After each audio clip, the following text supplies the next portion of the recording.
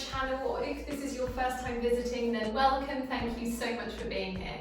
Today I'm here to take you through exercises you should be avoiding during pregnancy. So if you're familiar with my channel, I do post a lot of pregnancy friendly content, but you might be finding other yoga flows on YouTube, or you might want to try my general yoga flows on YouTube, or maybe you're still going to your usual exercise classes at the gym or wherever you go to your exercise classes, and you want to know what you should now be avoiding now that you are carrying a little one.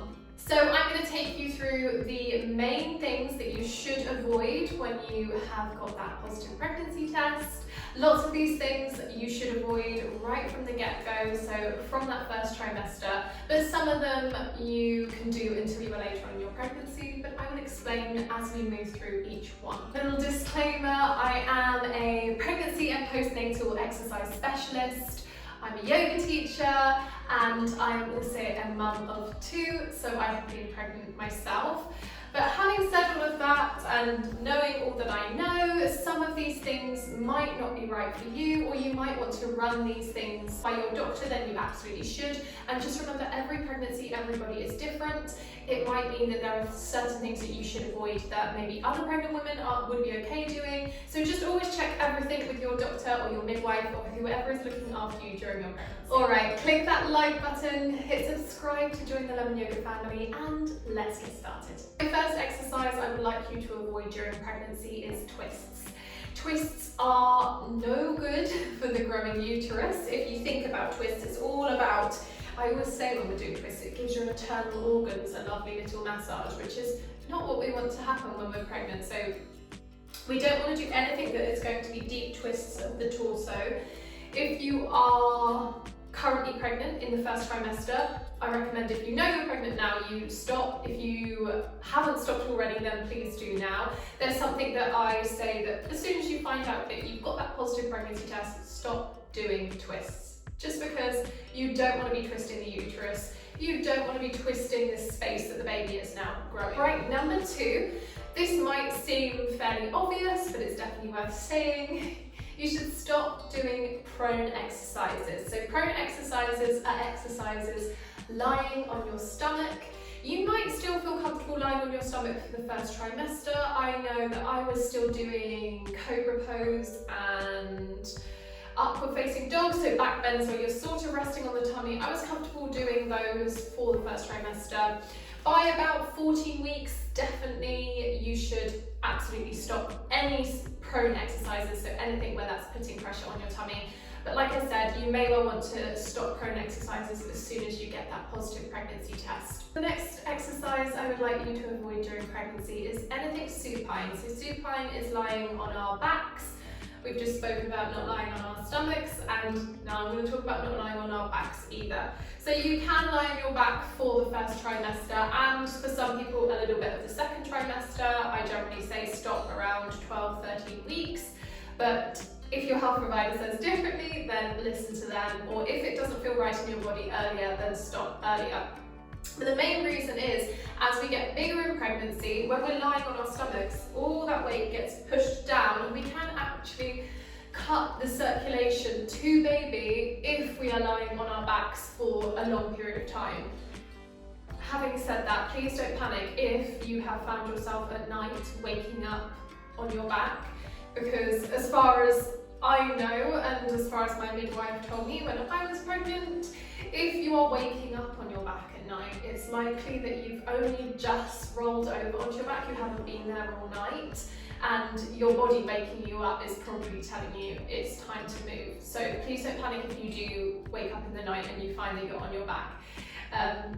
But yeah, from the second trimester, definitely you want to avoid any exercises that are lying on your back, and if you are still sleeping on your back at night, that's when you want to start lying on your left-hand side.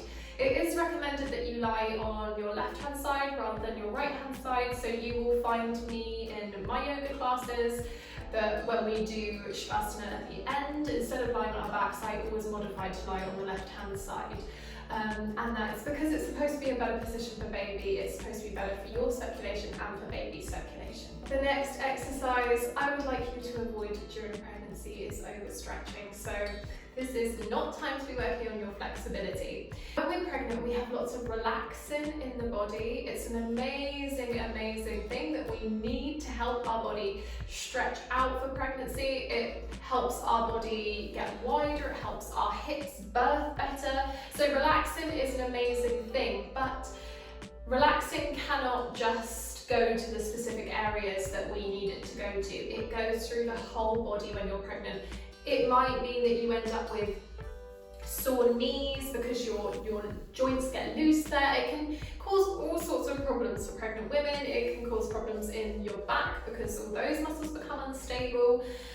So as amazing as relaxin is for birthing our babies and preparing our bodies for birthing our babies, it means that we have to be really careful when it comes to stretching our body. So if you are working on your splits, please stop.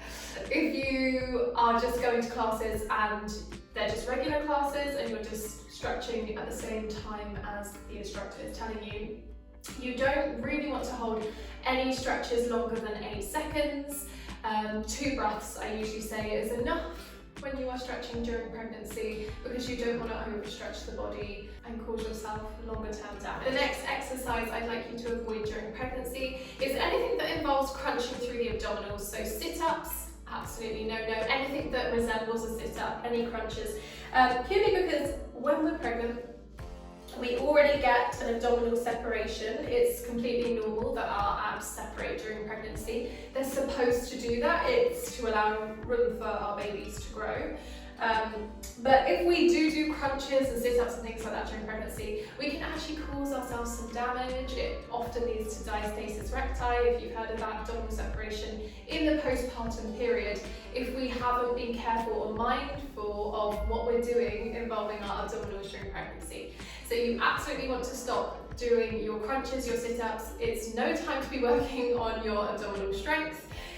We want to do any core exercises that we can to keep our core nice and strong, to keep the pelvic floor nice and strong through pregnancy. That's our focus now. The abdominal stuff can absolutely wait. And I'm just going to say a quick note on that. When you are postpartum, please do not start doing your crunches, your sit-ups straight away. You need to wait a considerable amount of time before you can start to do that again. So even when you've hit that 6-week mark that you can go back to exercising, definitely do not start with crunches or sit-ups. You're going to start with some core rehabilitation first, allow the body to really heal, allow these abdominals to draw back together, which happens naturally for most of us in time, and then way further down the line, which will be different for all of us, that's when you can start doing your crunches and your sit-ups again. Another exercise involving the abdominals that I want you to absolutely avoid during pregnancy is full plank pose, and this is because it puts too much pressure through our core, and it can again make the abdominals more likely to separate and cause us some issues in the postpartum period. It's more likely to lead to diastasis recti if you are doing things like holding the full plank during pregnancy. Your abdominals are separated during pregnancy, as I've already mentioned. So if you just think about that, obviously then coming into full plank, which is a real core strengthener, you have to really draw those abdominals in when you're working on your plank. Obviously it's not going to be one that's safe during pregnancy. So there are modifications that you can do. You can do your half plank pose safely for the first trimester, most of the second trimester, depending on how big you get, depending on how you feel, and then second trimester or late second trimester, all the way to the end of pregnancy, you can modify to the box position instead.